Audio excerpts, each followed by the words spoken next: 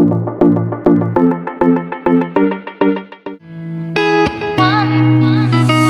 can tell you want me.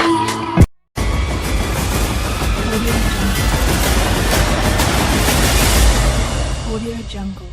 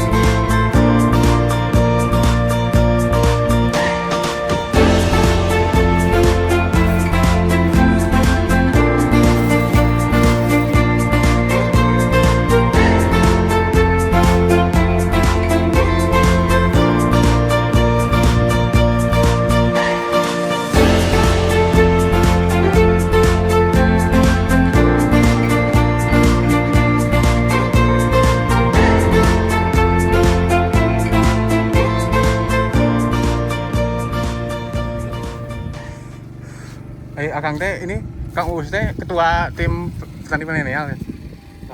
Wah iya bener. Jadi tim-timnya gimana ini teh Kang? Cerita gimana sok. Oke, perkenalkan nama saya Usman Hendi. Saya adalah Ketua Forum Komunikasi Petani Milenial Purwakarta.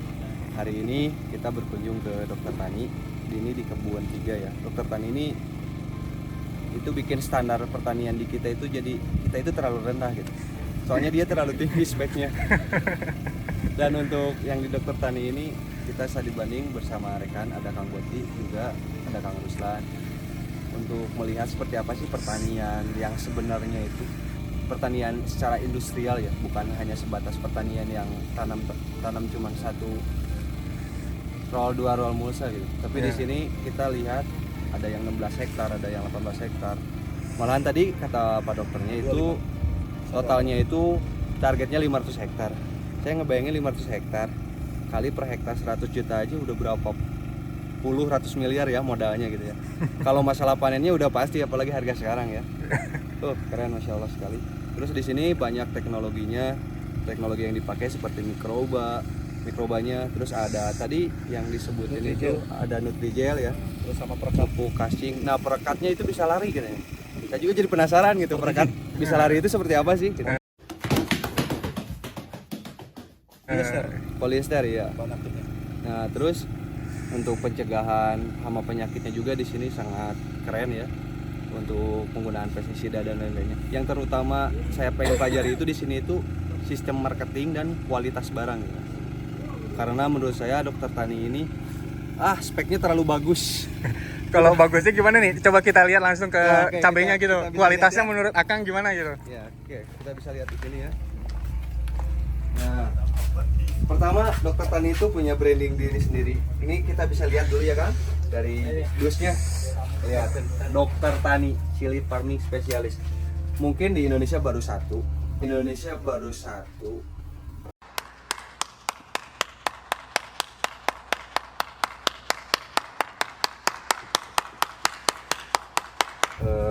Sektor pertanian yang sudah memulai branding dirinya.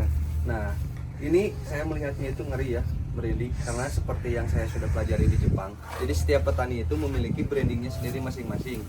Dengan harapan ketika konsumen ingin melakukan keluh kesah atau komplain terhadap produknya, dia bisa datang langsung ke kebun itu sendiri. Nah, di sini berada Dokter Taninya, brandingnya. Kita bisa lihat produknya. Ini kualitasnya itu bukan nomor 1 lagi ya, nomor 1 plus pokoknya. Ini terlalu bagus. Nah, jadi kalau misalkan produk Dokter Tani cabai ini masuk ke pasar induk, ini jujur aja, ini bisa menghancurkan cabai yang ada di pasar induk. Karena produk yang ada di pasar induk ini kualitasnya itu di bawah Dokter Tani. Kita bisa lihat dari segi warnanya, tekstur, struktur, ketebalan kulit, ini sangat bagus sekali. Karena menurut saya Kalau jenis cabai seperti ini ketahanannya itu bisa nyampe sebulan lebih kayaknya 3 bulan juga lebih ini. Iya. Nah, otomatis si pembeli itu tidak akan merasa kerugian ketika si cabainya itu dibeli itu bisa daya simpannya bisa nyampe 3 bulan. Seperti itu, bosku. Wah, Target pasar penjualan apa? Kawan apa? Namun ke pasar induk asup yang mau asup gitu ya. nah kalau untuk target pasar penjualan tadi Dokter Tani sudah bilang bekerja sama dengan beberapa startup e-commerce pertanian seperti Sayur Bob, ada Philip, ada Eden Farm dan lain-lain. Pokoknya itu kalau misalkan kalian pengen belajar pertanian secara industrial wajib datang ke Dokter Tani. Cuman Pak Dokter sibuk, harus bikin jadwal. Dan Kang Arif biasanya ngerubah jadwal. Saya suka. Tujuan utama Dokter Tani ini adalah ekspor. Tadi saya ngobrol juga dengan Pak Dokter. Jadi untuk panenan ke 1 sampai 10 itu tujuannya ekspor ke beberapa negara seperti Singapura dan Malaysia.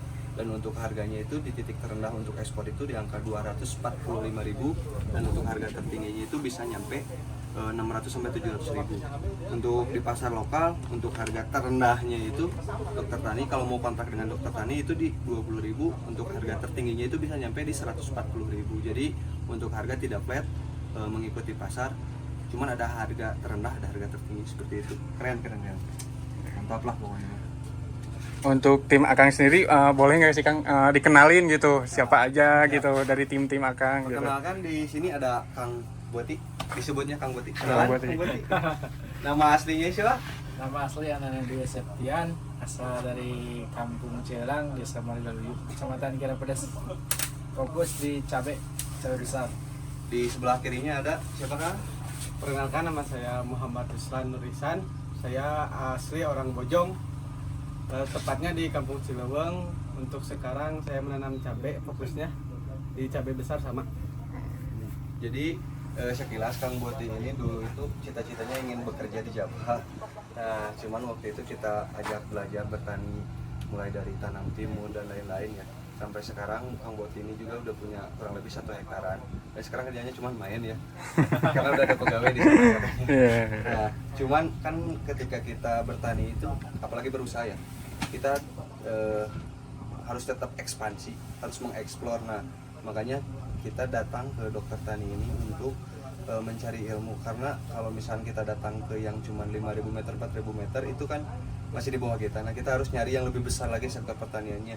Kita tanyakan sektor pemasarannya seperti apa, pola budidayanya seperti apa. Dan alhamdulillah gimana? Udah mendapatkan ilmu? Gimana tanggapannya tentang Dokter Tani? Udah pernah panen? Udah pernah panen. Udah.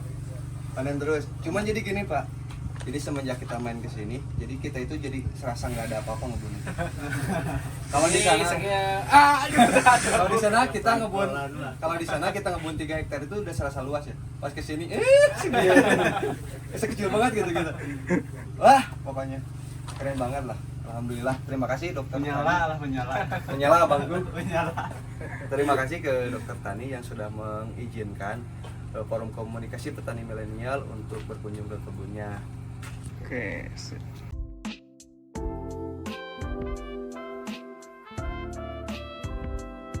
Jika ingin kunjungan dan konsultasi atau ingin menjadi mitra Dokter Tani, bisa komen di bawah.